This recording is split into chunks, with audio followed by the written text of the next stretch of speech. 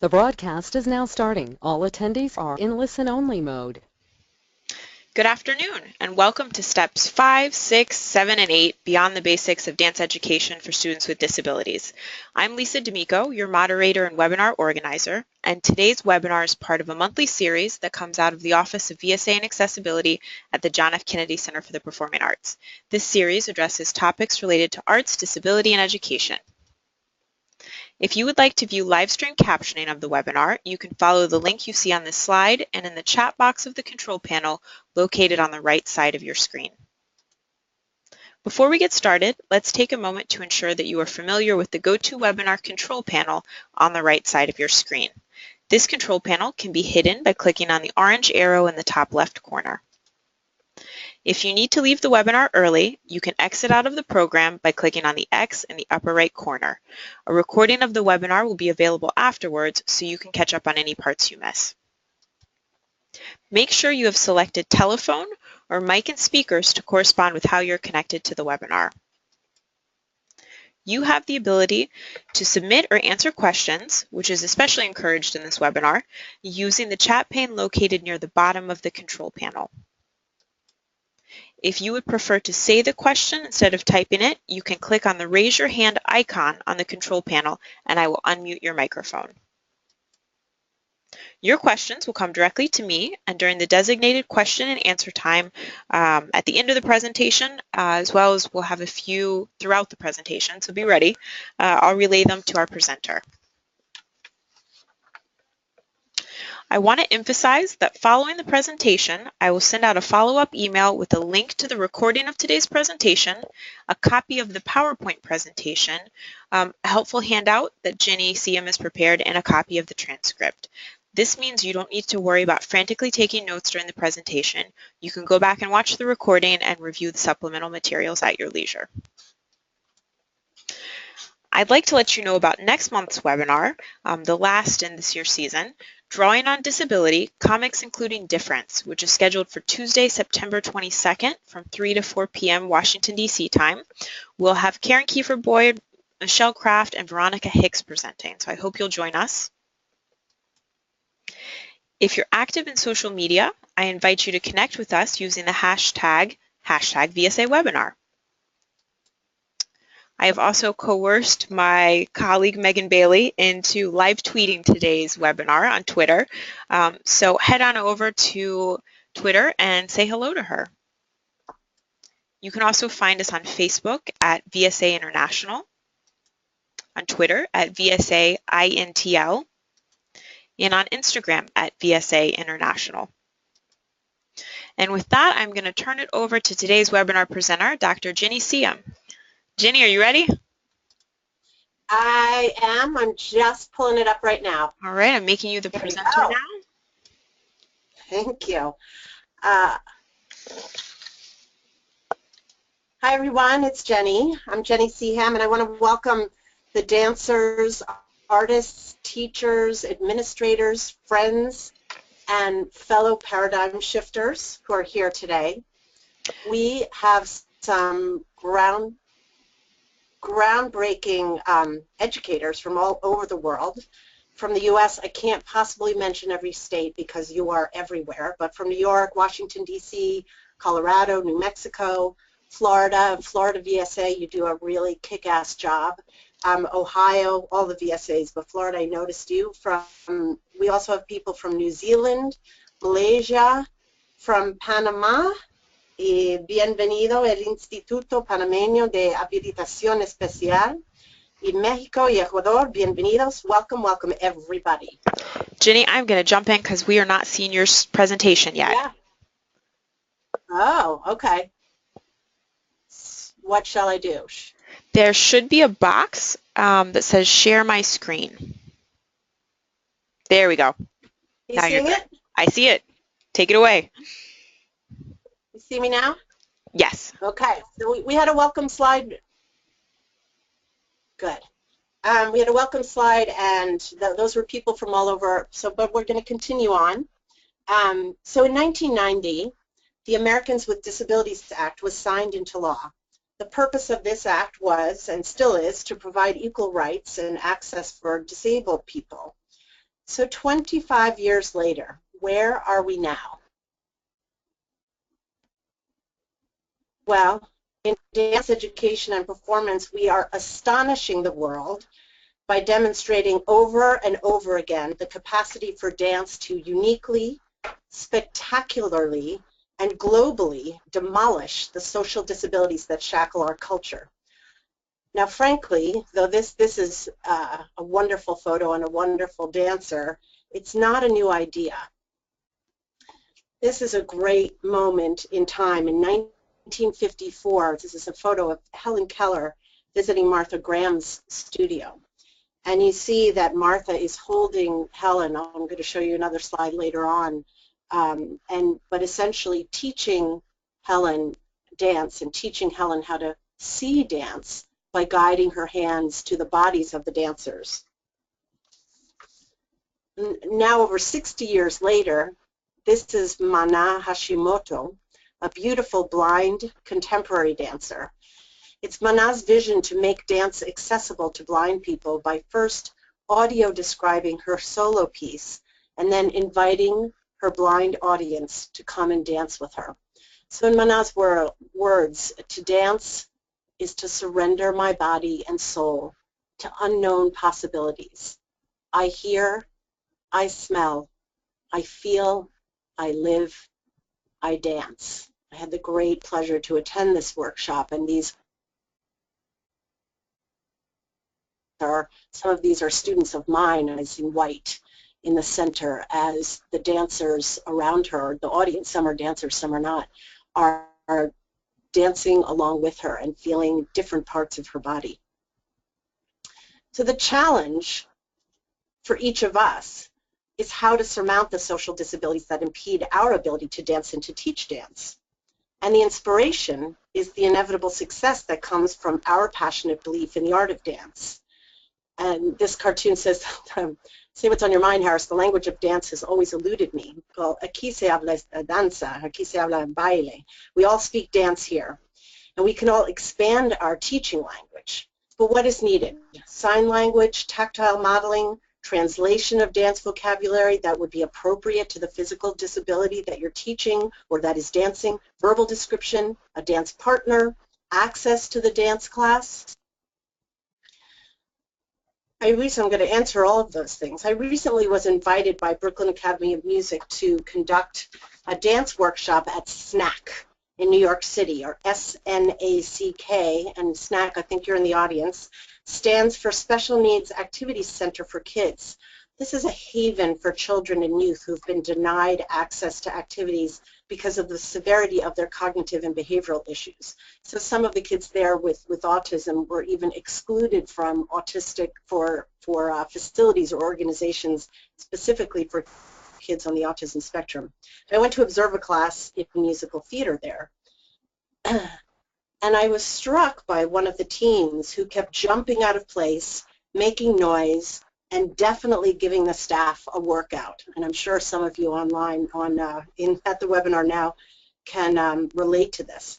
And I was wondering how or if I could reach him and communicate through dance. This shows the medical model of disability where the problem is this kid or our student. So I really was wondering what was the way in? What was the way into his brain and how he worked and how could I get there? Well, in the social model of disability, it's the environment, the attitudes, and organizations that are the problem and not the individual. This is a worldview that is gaining increasing attention and acceptance. And it's critical in our work to not only dispel negative attitudes towards the disabled student, as in my jumping friend, but also our own negative self-talk that disables us from teaching or dancing. When instead, you should recognize and repeat, I am a superhero. I am a parent. I am a superhero. I'm a teacher. I am a superhero. I'm a dancer. I am a superhero. So go ahead and do that. I'm an administrator. I'm a superhero.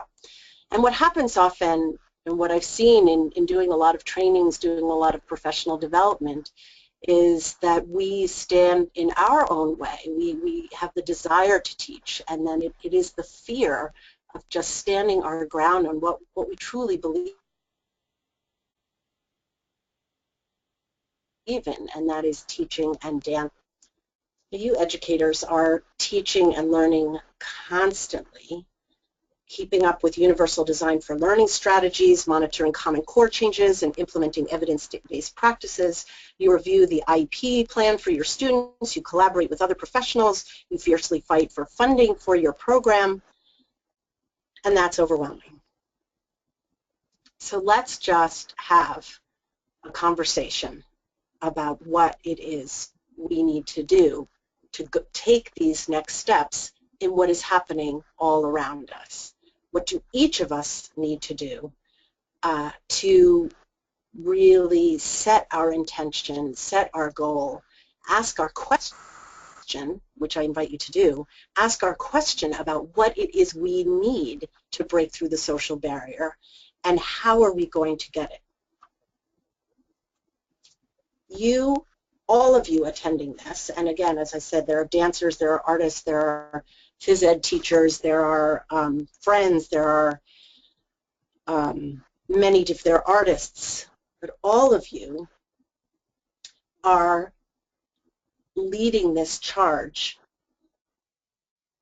in social justice movement that affects not only disabled people, but all of humankind. Our history has elegant examples of individuals vaulting over barriers. And the movement now is providing access, what we're really charged to do, or what I'm charging myself and all of us to do, is to provide access to an exponentially larger numbers of people and shift away from the way we view dance, disability, and education. So let's go back to this magnificent moment in time of the friendship between Martha Graham and Helen Keller. Martha asked, or Helen asked Martha, what is it to jump? What does that mean, and how is that experienced? And Martha led her to Merce Cunningham, where Helen laid her hands on him to experience the movement of his body. And what she said was, oh, how wonderful, how like thought, how like the mind it is. Another pioneer in this movement, or this sort of these singular accomplishments that have grown now into the magnificent work that you all are all doing across the world, was that I must mention is Jacques d'Amboise. And here he is with students who are wheelchair users from PS 199. Jacques d'Amboise was a principal dancer for New York City Ballet, and he founded National Dance Institute without a manual, without UDL knowledge, without Common Core. His inclusion, he founded India in 1976. But his inclusion model became about dance excellence for all students on a grade, regardless of their classification. And here's what Howard Gardner, who's the author of Multiple Intelligences and the director of Harvard University Graduate School of Education Project Zero, had to say about Jacques. Jacques d'Amboise lays bare the essence of all good education: discipline, effort, beauty, struggle, joy. In the process, he opens up a universe of possibilities for all who participate and reveals why an education in the arts must be the birthright of every human being. I'm showing you some pioneers in this field, but we are past some pioneering efforts, and we all are leading this charge now. And it still maintains that an education in the arts must be the birthright of every human being. Now, it's not a new idea to challenge the dance aesthetic. Famously, Alvin Ailey, among others, did this in insisting that the black form, the black dancer, was a classical dancer and one to be admired, when, you know, it is not so long ago in our history that that was not so. Another example of challenging our dance aesthetic is Lawrence Goldhuber, and here he is with Wally Wolfgruber, when we certainly did not see Lawrence is the one on the right, the large man, And we did not see the dance aesthetic as something where somebody was large in this way. Our pioneers of physically integrated dance are many. Here are just some that I really want to mention. Kitty Lunn, who's the founder of Infinity Dance, Judith Smith, the artistic director of Axis Dance, and Mary Verity Fletcher, the founder of Dancing Wheels. I've had the pleasure of working with both Mary and Kitty and taking a workshop for Mary. It's just life-changing and language-changing for me. And other pioneers, and again there are many who have challenged the dance aesthetic. Heidi Latsky is very worthy of mention, who famously did the GIMP project, which was shocking to the world and magnificent to view.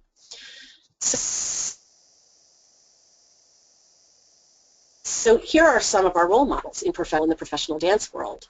As we looked up to somebody like a Jacques d'Amboise or a classical ballet dancer as the body aesthetic or a standard of excellence in dance, we have growing and growing numbers to look to professionally. So now how do we teach? What do we do with this? And how do we reach the incredible spectrum of ability and challenge physically, cognitively, and emotionally that deserves a place on the dance floor? So certainly one way, through workshops, that's how we learn how to do it. And here is an example of Mary's Dancing Wheels workshop. What are our next steps? How do we move from spectacular but singular accomplishments to a positive paradigm shift that makes inclusion the exceptional norm and not an occasional exception to the norm? So I'm going to throw that question to you and ask you how we do that, or how do you do that? What is your question? What is your next step? What is it that you need to do?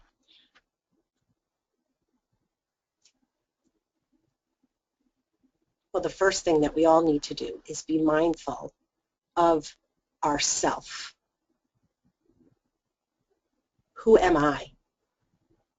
What is my goal and purpose?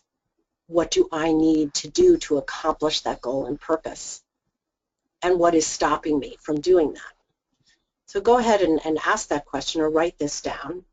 I know for myself, I need to write more and get the word out about the work that you all are doing across the world. And what stops me or slows me down is my own fear of finding the perfect words to describe a lifetime of experience and belief in this, or what I can do in dance and what I can do in front of the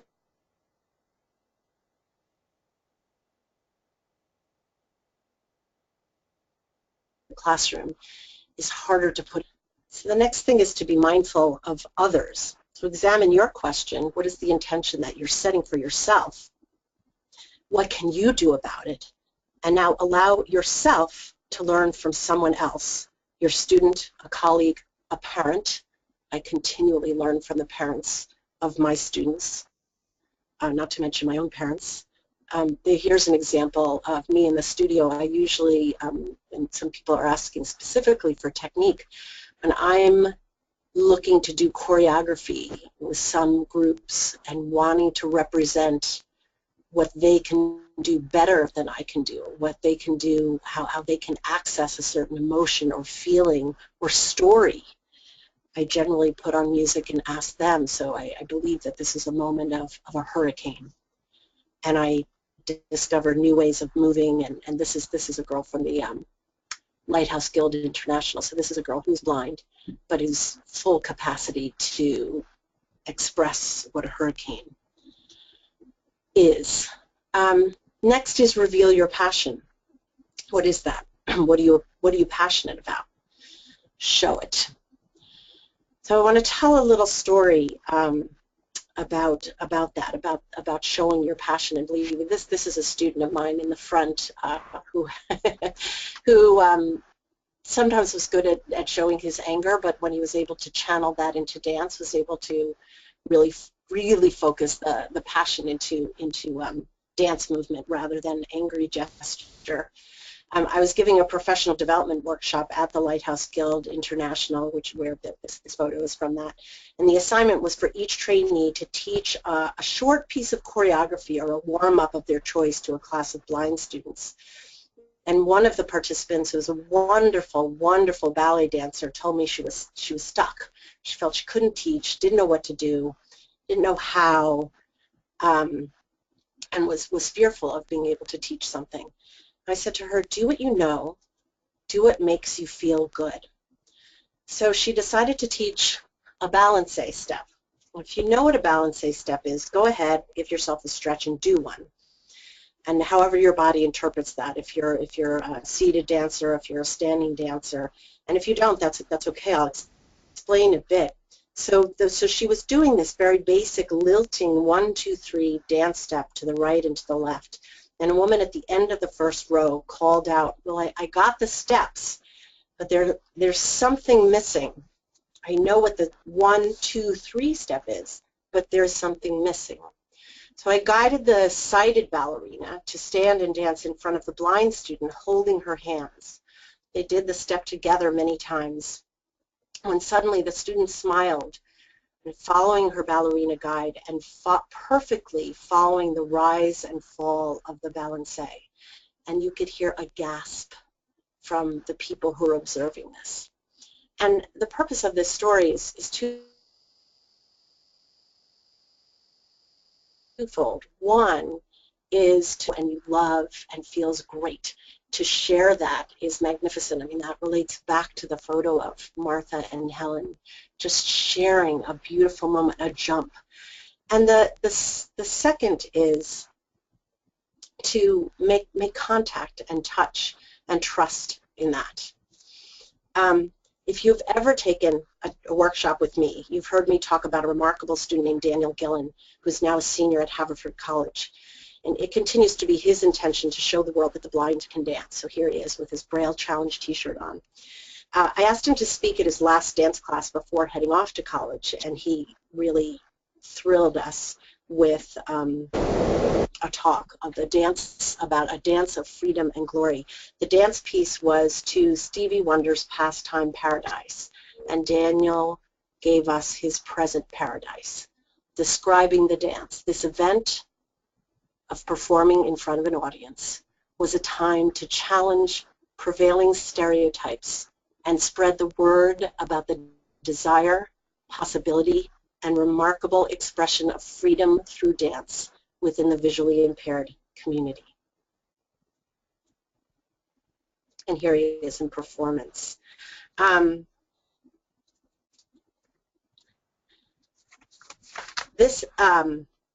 I came across this picture because it reminded me that this is not the actual moment, but my friends who are attending from Mexico, this reminds me of a workshop that I did in Mexico with a group of Down syndrome teenagers. And I decided to teach them tango dancing and ballroom dancing. And here's another photo of wonderful contact through ballroom dance. And at some point, the students themselves asked if they could invite other people to dance with them. And I went over to the accompanist and I said, look at the reaction. Look at their faces. And he said, oh yeah, the students are so happy. They're so delighted. I said, no. Look at the teachers. They are so captivated and engaged and excited to be invited to dance with these students who are all teaching us how delightful this is. So this is a very, very fond memory. So I want to take this point to kind of check in with people and how we are doing. I actually had a moment to read through some of your preliminary questions. I know that here there are public school teachers, there's board-certified dance movement therapists, people who are teaching individuals with cognitive atypical development, people who are teaching autism and ADHD, blind students, there are yoga teachers and dance teachers and teaching deaf and hearing impaired, speech therapists. It just goes on and on. People have taught for 7 years, 10 years, 17 years, 43 years, congratulations, 32 years in music ed. and questions on how to counsel kids with disabilities for safety, how can the universal design for learning be applied, many, many, many wonderful questions. But I'd like to, and Lisa, I'll turn to you about how I open this to questions at this point. Sure. Well, people can go to the chat pane or the questions and then type in what they'd like to ask or share, and then I'll relay that to you. Great. Actually, I've already had a question or a comment and a question that's come in from Emma. She says, I've been a member of Dancing Wheels for 5 years as a dancer and head of the school. Hooray. I was pictured in one of the displayed photos and have loved the work. However, there is a stopping point in the work I do as getting parents and activity coordinators to see the relevance in a dance session. Getting these individuals to see the importance and follow through on it is such a difficult idea. They all love hearing about our work. However, getting them to commit to classes due to scheduling, transportation, or financial issues is always a battle. How do you see these types of difficulties being resolved? I see it as an ongoing struggle, Emma. Resolved. I definitely, are you invited? Well, I don't know if we can have a conversation, but I want, this is a huge issue and relevant to everybody who's out there. I love this question. I teach classes at a psychiatric facility at an outpatient clinic, and this is ongoing. The problem that the students want to be here, it's whether the parents can really commit to them coming. I don't know if you've taught a parent class and had them come in and really learn. So that's one thought and idea in getting them very involved. I know I've had focus groups with parents both before and after the fact of an event, and this is something fairly recent because I think for decades been struggling with parents and you're saying activities, you know, other people involved. So getting them involved, that is something that is not just them bringing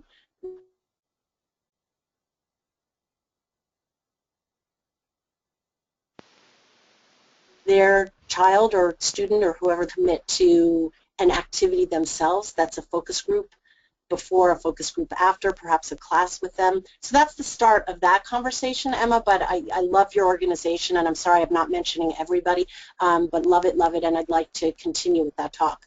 Anyone else, Lisa? We've got a few.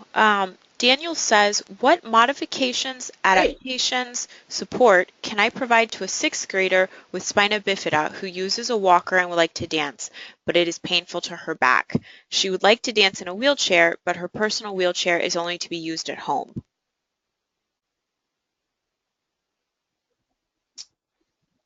Her personal wheelchair is only to be used at home. Well, okay, so a few things, and again, I would like all these conversations to continue. So one, I want to throw this out as a general thing.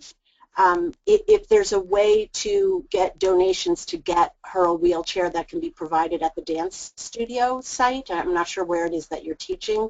I am just constantly in awe but no longer surprised what people want to donate and want to give. I'm going to show you a slide a little bit later of something that we accomplished that I didn't know how to do, but all we had to do was ask and received the help and support, both financial and physical labor, to accomplish what it is that we wanted to do. So I would see if we, so her wheelchair is only to be used at home, so I'm assuming that you went down that path, but I would definitely see about a fundraiser to get that, or just ask, or just, you know, whether through some social media to ask for a donation. People would like to, promise you. But let's continue that conversation. What else, Lisa? We have a question from Jodi, who says that she works as a teaching artist in dance. I am brought in on short contracts, a week, a day, a workshop. How do you deal with the issue of touch? Yeah, and I'm not... Sorry, what was that? Can you repeat the question, because you cut out for a sec? Sure. This question comes from Jodi. She says, I work as a teaching artist in dance. I am brought in on short contracts, a week, a day, a workshop. How do you deal with the issue of touch? Even this safe touch. I am confronted with the issues of sexual abuse and am often steered away from any kind of touch at all. Yes, Jodi, this is such a great question. That's another paradigm we have to shift because we have to touch. We have to touch. However, we do have to do it in a safety context, and especially in the public schools or in any kind of public setting. So for your safety, there should always be somebody with you. This should be introduced before, and I don't know what your organization is, but prior, and I also don't know what your population is, but you know, I know in working with visually impaired, for example, touch is essential, but you know, just recently the work that I've done with SNAC, there was significant meeting beforehand, working with the staff there, and very tough. I'm hearing that you may be doing a one-time workshop. So how do you then put in the time to establish what it is you're going to be doing? Great question, because I think that tactile communication is essential in the work that we're doing with almost every single category, except that those were aversive to touch. And again, the best is to have a conversation about it, and even if it means just prior to or making sure that you have a kind of permission and letting them know. I want to embolden you, Jodi, and I'd love to have that continuing conversation as well. What else we got, Lisa? Sarah says, what are best practices to prepare to teach dance in a new program for a population with disabilities? In other words, what information should we ask for? What training for instructors, volunteers, etc.? It's a big question. Yeah, that's a huge question, Sarah. I actually would like to send you that in the handout because I've got a lot of lists, and we've got some things that will really give you the full-on manual for that, because that's a biggie. That's a biggie. But that's sort of steps 1, 2, 3, 4, and essential. A new program, and so I'm going to send you that in the handout. She says, thank you so much, Jenny. My pleasure. Do you want to take it from there? We can come back to some questions a little bit later. I think we have time for another one, and then we may move on and get some questions at the end. Perfect. I've got one more for you. Lisa would like to know, how do you best facilitate an adaptive dance class where there are a range and blend of disabilities present in the dancers, cognitive, physical, emotional, etc.? Yes. This might fall a little bit under also that step 1 through 4.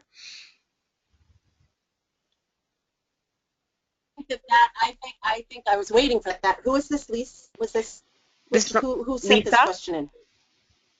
Just who is the name? Lisa. From Lisa. Okay. Lisa, great.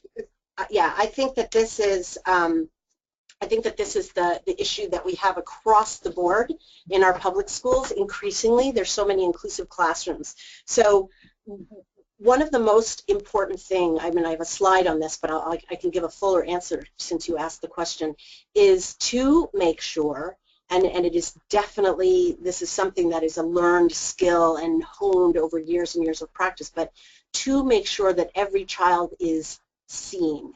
Now, 2 stories about that. One is to have a belief that there will be a degree of patience, not only patience, but acceptance and enthusiasm for waiting and observing while another child is being worked with, or another student is being worked with, not necessarily a child.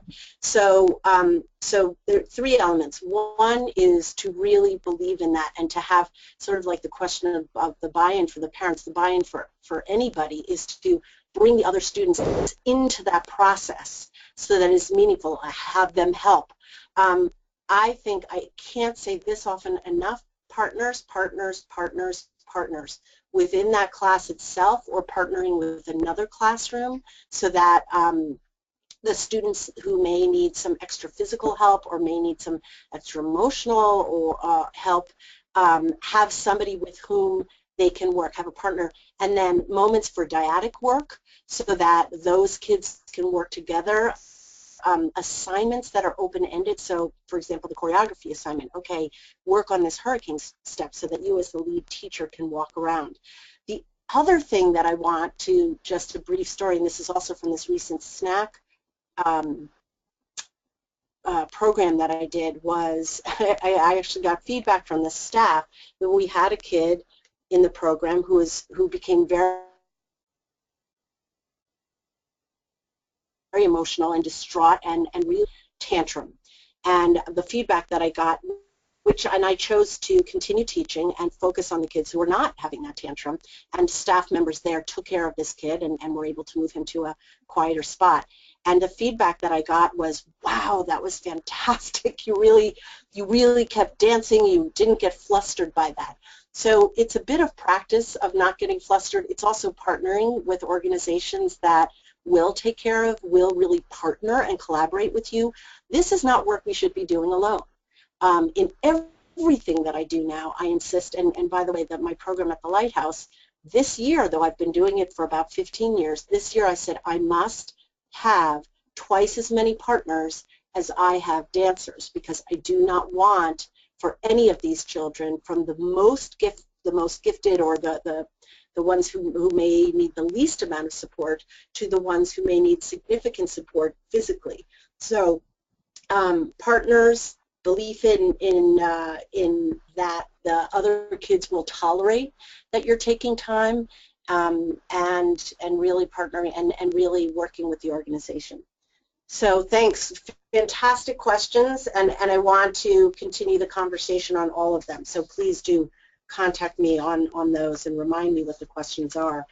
I want to move forward. I want to tell another story, which actually has a little bit to do with the taking time.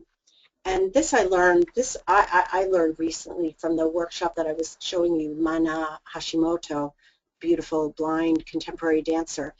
You know, some of you out there are ballet dancers, and this is familiar to you. You have a graveyard of used ballet shoes, or if you're not a ballet dancer, you may walk by a poster or know what a ballerina looks like and what a point shoe looks like.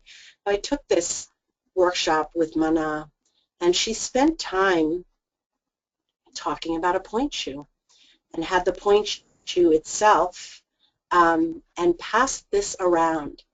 And this was captivating to an audience of blind students, adults and children, who spent just glorious moments examining the silk that tied the shoe, examining the hardness, and imagining what it would be like to dance with them. And it's something that I have valued, I have understood, I have implemented, but I've never brought a toe shoe in. I've never brought an article of my dancewear or somebody's dancewear. So it speaks to the last question a little bit about knowing that you can really take time with something because it's important. So I never did that. I did recently teach a section of, this is an example of exploring, as my wonderful friend Megan is just describing, showing some of the props that the kids are to use in their performance. But recently I taught a section of Alvin Ailey's Revelations to my advanced blind teen students because I wanted them to be able to experience and to see this iconic piece. So to be able to go to the theater and see the piece and know what was happening because they have danced it themselves. But I never passed around a toe shoe.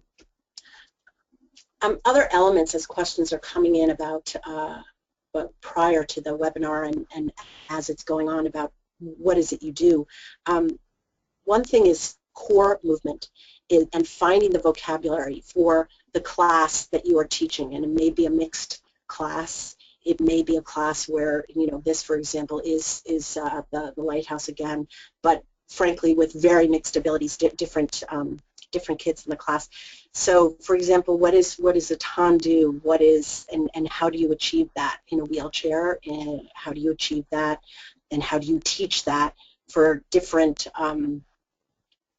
abilities?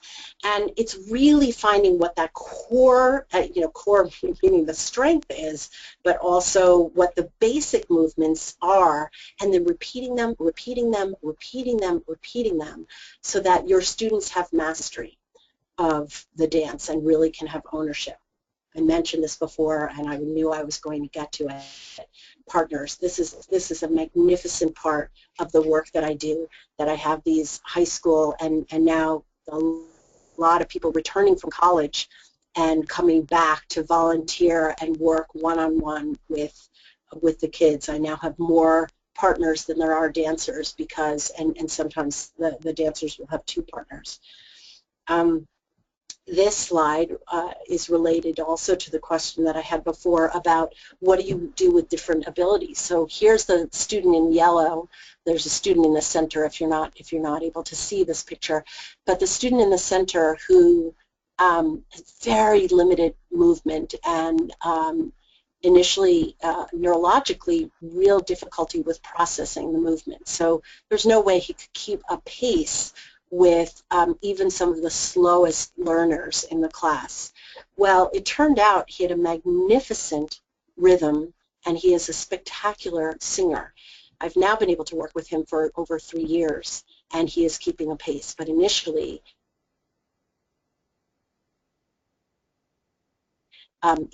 while other pigments, he was clapping the rhythm.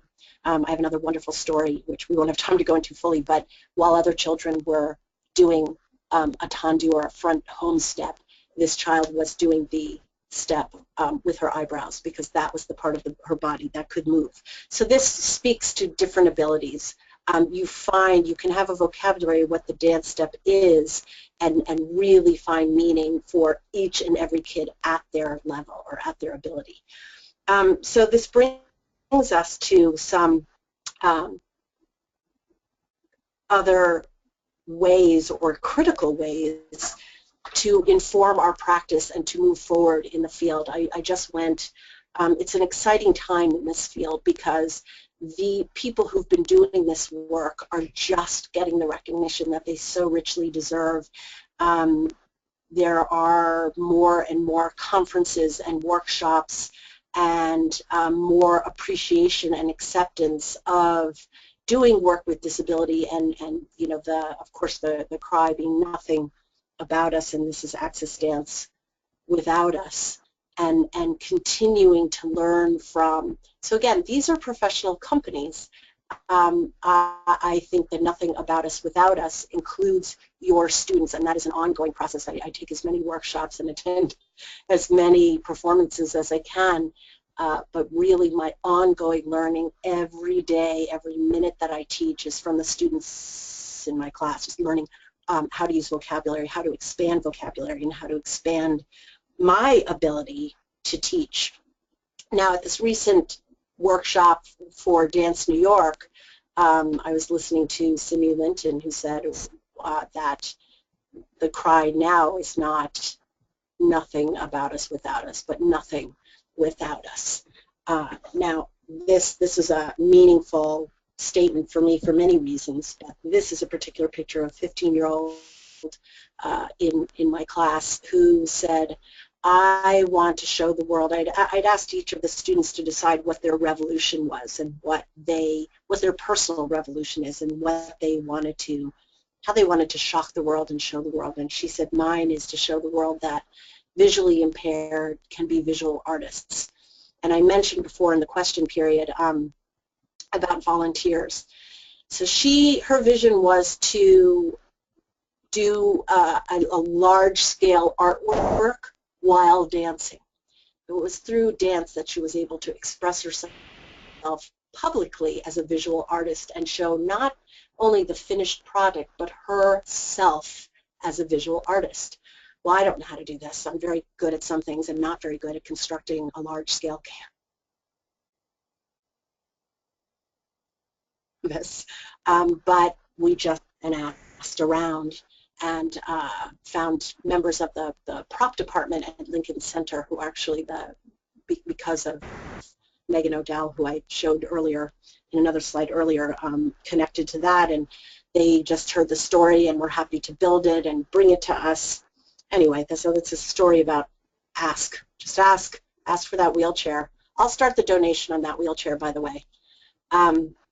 So we are at this point I've told you about various exciting people and how they're stirring the world up around them. And this is a point for you to just take a second and think about your belief. I believe. Just don't think about it too much. Just what is your belief? And if you want to, if at the very end, I'd love to hear some of those. I believe. So as you're thinking about that, perhaps writing that down. This Simi Linton I mentioned before, but here's Simi Linton, who is an activist, a dancer, and a brilliant documentarian who is currently using a wheelchair, who says, I believe that social change can be brought about by shifting the ways that disability and disabled people appear on the stage, screen, page, and canvas. I am throwing myself into this endeavor not only because I hope it will foment social change, but because these artists are contributing something vital and exciting to the arts. Another new hero of mine is Petra Cooper, because she's a researcher and an artist and a dancer, and I consider myself in that world. You'll get this. So we need to hurry along so we can get a few more questions. So you set your belief. Now what will you do? I believe and I will accomplish this. I like this slide because this is a sit-down dreamer or goal achiever riding the stars. That's her wheelchair. I like that.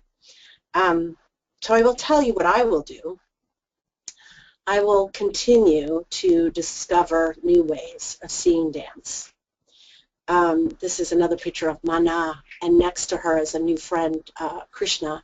You can see, if you can see the photo, you see her face is bathed in light. Mana is in white. Krishna's wearing glasses and is a professional dancer. And I observed this dance that Mana intended for the audience to appreciate, to see. And to me, it became a pas de deux with this accompaniment, as Krishna really discovered something, a colleague that she hadn't known before. It's a really magical moment. Okay, so inclusion dance, dance and disability, what do you remember? It is my goal for you to remember something about yourself, for you to be charged with the next step, because there is such a richness, and in an hour we can't cover everything. It is my goal for you to remember that you are in charge of what the next step is, and that you have a huge community that is supporting you and that is with you in this social revolution. And now what you need to do is, you've learned it. You've learned that about yourself, if you didn't know that already. Go out and do whatever you decide that you will do, and then go teach somebody else. Either teach a class, teach another workshop, teach a workshop, teach a student that you haven't taught before, or just tell somebody about what it is you've been doing. So we're near the end, and I'm excited that we have a little bit of time to have some questions, but I love to end as we charge forward, and not forgetting the beauty in technique and tradition, as we're really challenging a dance aesthetic, we're challenging social paradigm, we're challenging the way things are, as should be. But in doing so, we are remembering what is beautiful, and this is why I was excited to reach back a little bit, and we could certainly reach back further, but back at least to 1954.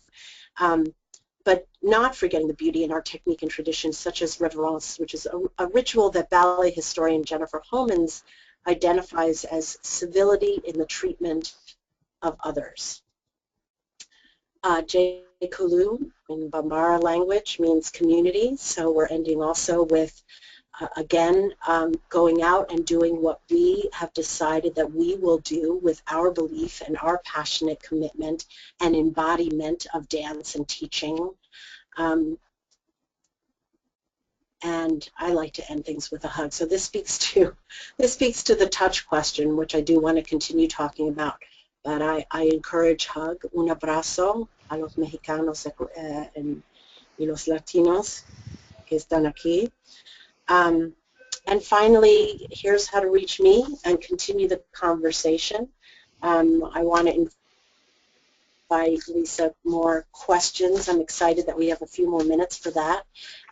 So that's my website, and very excited to let you know a special edition of the Journal of Dance Education. A special edition on dance and disabilities is coming out September 3rd, right around the corner. I have an article on extending our vision, access to inclusive dance education for people with visual impairment. I also know that there are many incredible experts from whom, well, you all are, I want to learn. I've been invited to write a chapter in a book on essentially everything there is to know about dance disability. So please let me include you, let me throw a spotlight on you, let me talk about you and the work that you're doing. And so it's really important that I include the people who are here and people that you know who should be included in this chapter and in this discussion. Lisa, I think we have a few minutes, yes? And we have a few questions. So Great. I'll start at the top. Matt would like to know, can you speak more to your approach through universal design? At one point you said you work to get inside a student's head. I know many teaching artists say, just do it, just listen to your student, and you'll figure it out. But are there specific techniques that you use to find the access point for students? Yes, I will say, Matt, that I study this a lot. I study it all the time. And yeah, that's a frustrating answer, isn't it? To say just get into their head and just go and do it. And, you know, I did want to give you examples of people doing that, Jacques and Martha and other people who just forge ahead. But there are ways to study autism, to study ADHD. There are absolutely great guidelines on each of these disabilities. Now, and we don't have time to go through them, but I'm really happy to steer you to those things. And Matt, if you can let me know specifically what you want more information on, I'm happy to really target that. That being said, I will tell you in this recent program with severely autistic kids, though I had done a lot of work with autism previously, I had not had this level of severity all in one class. I had them more scattered through classes. And so I studied and I brought some visual props with me, and it turned out that those were not terribly useful. Some of the tools and strategies were not as useful as me really committing to being connected to the dancer, to each dancer. Now, I had support. Every single child there had a partner, and that makes a difference. And I'm lucky, but you know, I've earned it and demand it now through doing this for many years. So thanks, Matt. Let me know what you want to know specifically, and I'm happy to send it to you. Who's next? Emma would like to know, what are your thoughts about ensuring the credentials of teaching dance to students with disabilities? Today, there seem to be a lot of studios or dance teachers who may offer integrated dance with good intentions, but they don't have the proper background or training to do so. Ah, wow, that's loaded. So I agree. I think that they need to do the credential. That, and again, it's a tricky thing because I think there's a lot of credentialing that listen, I think the whole education system needs to change. I think in general education, we need to be learning about disability. In higher education and in dance, specifically, since that's what we're talking about, I think we need to not kind of add this on, or I think this needs to be built in and not locked on to what we already know. Okay, now here's how you teach disability. I think that we should start with these multiple languages. I think it's tricky. I do agree with you. You know, I'm not credentialed, except that I have, you know, well, I guess I am credentialed because I've studied this, but It's tough. I agree. I don't think that everybody is doing it properly. So I just hope for the field um, that people do due diligence. Thank you, Emma. Do we have time for a few more? Yeah. Sammy says, I am currently beginning the process of looking for secondary education that can eventually lead me to do similar work as you. What degrees would you suggest that would be most valuable? I am currently a professional dancer who has 2 years experience working with psychiatric adults and a child inclusion program. Well, come to my lab here. I'm a clinical psychologist, and I was a professional dancer and an actress and a singer who decided to become a clinical psychologist, partly because I volunteered at Bellevue Hospital to see if that's maybe what I wanted to do.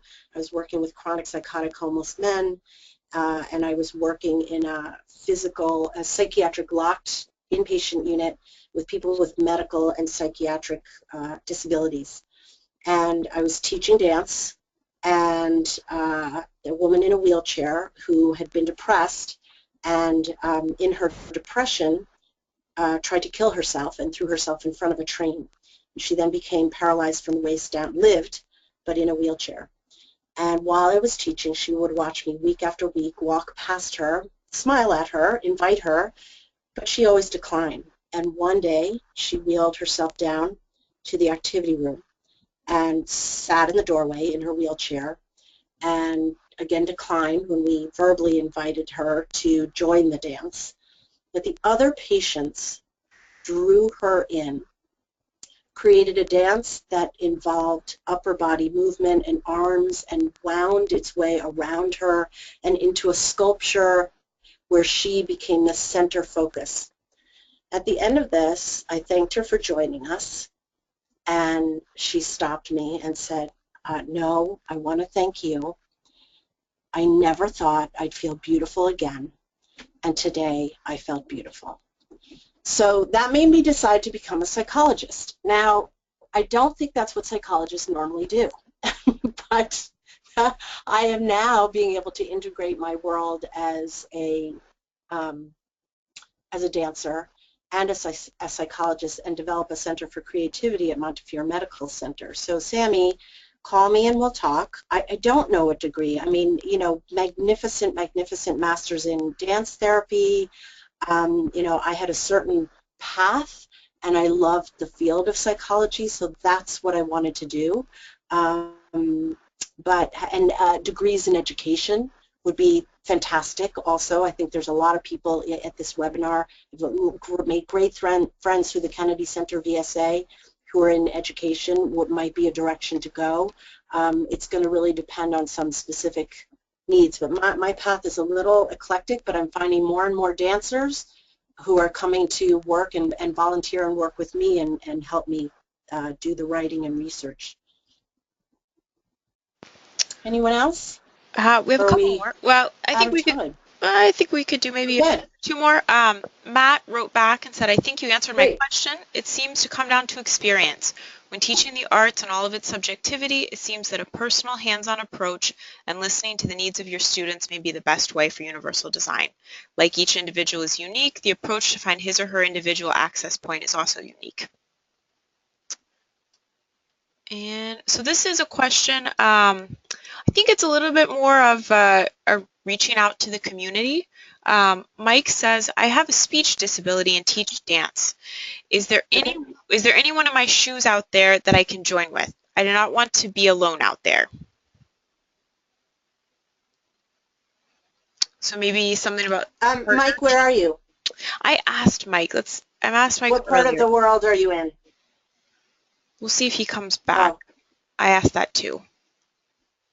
So Mike, Mike, if you're still here, I don't have a speech disability, or impairment, but I work with a magnificent partner, and I couldn't in much of what I do, and I couldn't do it without him, and so I think it would be great and thrilling And I know there's somebody online on this webinar, and I know there are people in the community who would love to work with you. So we're just wanting to know where you're from. And thank you, Matt, for your comment. More on that too. Yeah, I think it takes a lot of experience. But yes, it takes experience.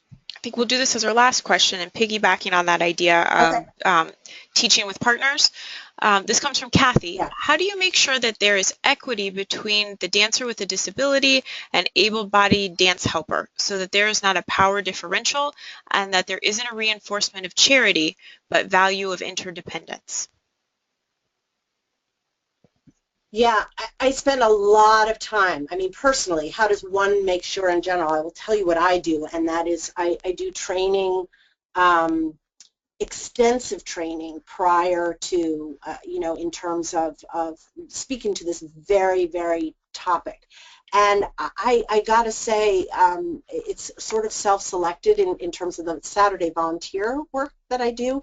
And, you know, I know other programs that I'm connected with, they also select kids who, so it's not just a general anybody can apply. I do a lot of training, and I meet with the partners that I work with every single class after class for a check-in. I walk around, and, you know, part of the great work of the partnership is that then some dyadic work and individual work can be done, and I can really check on people. But I check in and supervise them every single class. I spend about a half an hour after class to really check in with that. So I agree, and I think that, you know, I don't want to rely on that just comes naturally. I don't think it does. I think you need to do some work with them. I've seen is genuine admiration and not sympathy or pity, but real awe of the imagination, the creativity, the ability, the resilience, all kinds of qualities. Truly, I really see that. All right, well, there are several more questions that have come in. I will share those with you, Jenny, after the webinar so that maybe you can touch base with some of those participants or, you know, I encourage them to reach out as well. So with that, I'm going to take back control of the PowerPoint and we will wrap things up. Take back control. Thank you, everybody. Just great to have this conversation. We'll keep it going.